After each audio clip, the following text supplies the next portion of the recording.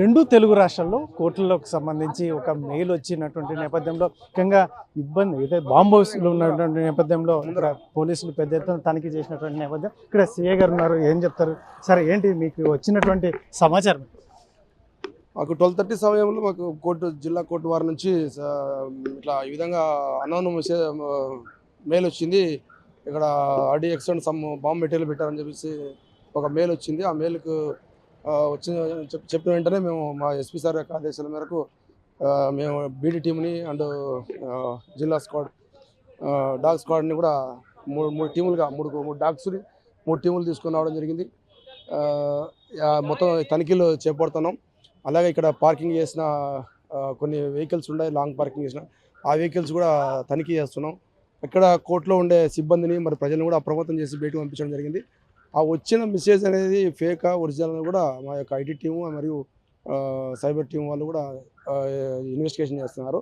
ప్రస్తుతం ఇంకా తనిఖీలు కొనసాగుతూనే ఉన్నాయి. ఇంతవరకు అయితే ఎటువంటి సమాచారం, ఎటువంటి బాంబ్ మెటీరియల్ సంబంధించిన సమాచారం లేదు. ఇంకా కొనసాగుతున్నాను. సరే, అనేక కోర్టులకు కూడా ఈ రకమైన సందేశాలు వచ్చాయంటున్నారు. దీని గురించి మీకు ఏమైనా ఇన్ఫర్మేషన్? ఈ స్పెసిఫిక్ అనంతపూర్ అయితే కాదు, అన్ని కోర్టులు కొన్ని కోట్లకు వచ్చిన కొన్ని వివిధ కోట్లకు వచ్చినట్టుగా సమాచారము. అందులో మేము ముందుగానే అప్రమత్తమై ప్రజలను కూడా అప్రమత్తం చేసి మనం ప్రజలను రక్షించుకోవాలన్న క్రమంలో మేము త్వరగా ఇవి తనిఖీలు చేపడుతూ ఎటువంటి అంటువర్డ్స్ ఇన్సిడెంట్ జరగకుండా చూసుకుంటున్నాం. అంటే సిబ్బంది అందరూ కూడా లాక్ చేసి బయటికి పంపి మీరు తనిఖీలు చేయడం? సిబ్బందిని అండ్ ప్రజల్ని, కక్షిదారులని మా పోలీస్ మైక్ ద్వారా వాళ్ళకి అనౌన్స్మెంట్ ఇచ్చి బయటకు పంపించడం జరిగింది. ఇక్కడ పార్క్ చేసిన వెహికల్స్ కూడా ఇప్పుడు బీడీ టీంతో చెక్ చేస్తున్నాం, డాగ్ స్క్వాడ్తో చెక్ చేస్తున్నాం. అంటే బయటకు అందరినీ పంపించడానికి ప్రధానంగా ఏదైనా జరగడానికి జరిగితే ఎవరికి ఇబ్బంది కలగకూడదనే ఉద్దేశంతోనే అందరినీ బయటకు. ప్రాణ నష్టం జరగకూడదు అనేదే ముఖ్యం. మా ఆఫీసర్ యొక్క ఆదేశాలు కూడా ప్రాణ నష్టం జరగకూడదు, ఆస్తి నష్టం జరగకుండా ఉండడానికి కూడా మేము తనిఖీలు చేపడుతున్నాం. అది ఫేక్ కావచ్చు, ఏదైనా కావచ్చు, కానీ ముఖ్యంగా మనం చేయాల్సిన పని అప్రమత్తం చేయాలా, ప్రజలను కాపాడుకోవాలా. అందులో భాగంగా మేము ముందుకెళ్తాము. సార్, జడ్జిలు ఏం చెప్పారు సార్ మీరు ఈ వారి దృష్టికి తీసుకెళ్లిన సమయం? జిల్లా జడ్జి సార్ కూడా ఇందాక చెప్పాడు, అందరినీ అన్ని కోర్టులలో ఉండే సిబ్బంది అందరూ కూడా 3 గంటల వరకు బయటకు వచ్చేసేయండి, పోలీసు వారు తనిఖీలు చేపడుతున్నారు, సహకరించండి అని చెప్పేసి సార్ కూడా అనౌన్స్ చేశాడు. అంటే తెలుగులో అది మెసేజ్ తెలుగులో కూడా వచ్చింది అంటున్నారు, ఇది ఎంత మటుకు?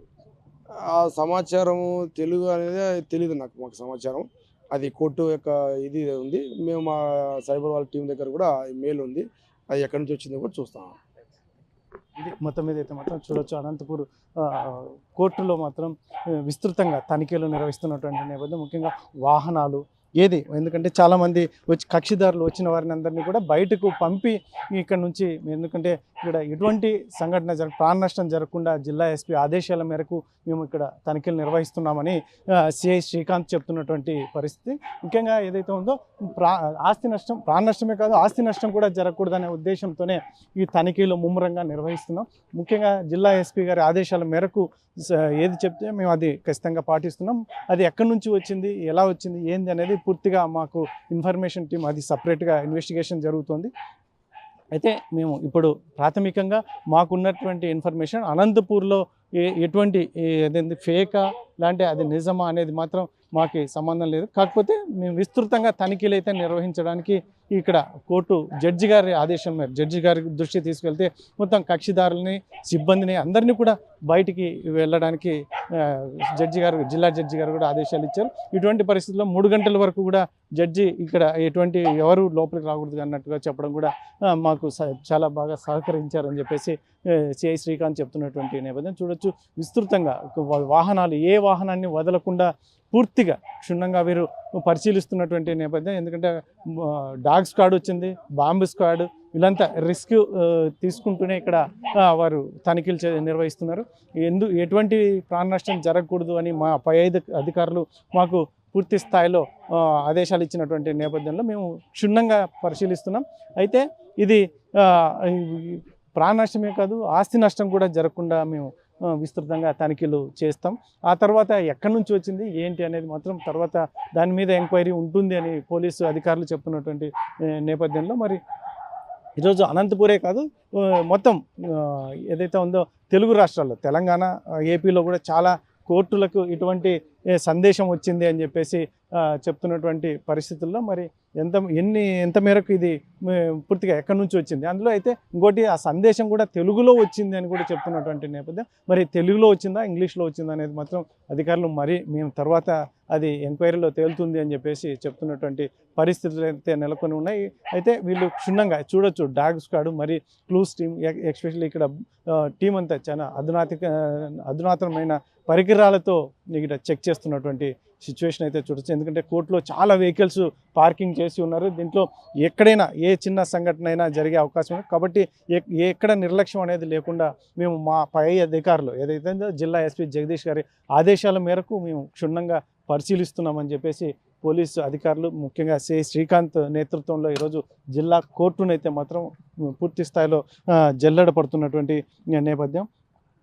ఇటువంటి పరిస్థితుల్లోనే చూడవచ్చు తెలుగులో ఇది వచ్చినటువంటి మెసేజ్, ఇది ఏదైతే ఉందో జిల్లా కోర్టుకు సంబంధించినటువంటి మెసేజ్ తెలుగులో వచ్చింది.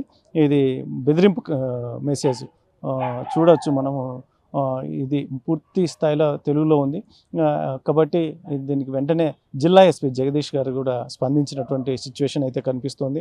ఎందుకంటే ఇది ఎక్కడ ఎలాంటి అవాంఛనీయ సంఘటన జరగడానికి అవకాశమే లేదు, ఎవరి ప్రాణాలు పోకూడదు, ముఖ్యంగా వాహనం కూడా ఇది డ్యామేజ్ కాకూడదు అని చెప్పేసి ఆయన క్షుణ్ణంగా మాకు ఆదేశాలు ఇచ్చారు అని చెప్పేసి జిల్లా అధికారులు చెప్తున్నటువంటి పరిస్థితులు అయితే కనిపిస్తున్నాయి. కాబట్టి మొత్తం మీద అయితే మాత్రం ఇది సందేశం అనేది ఎంత మేరకు ఎవరు పంపించారు, ఏంటి, ఎక్కడి నుంచి వచ్చింది అనేది మాత్రం పోలీసుల ఎంక్వైరీలో తేలుతుంది అని చెప్పేసి చెప్తున్నారు. అయితే మరి అది వచ్చిన తర్వాత ఏంటి వారి పోలీసు అధికారుల నిర్ణయాలు ఎలా ఉంటాయో మాత్రం వేచి చూడాల్సిన అంశం.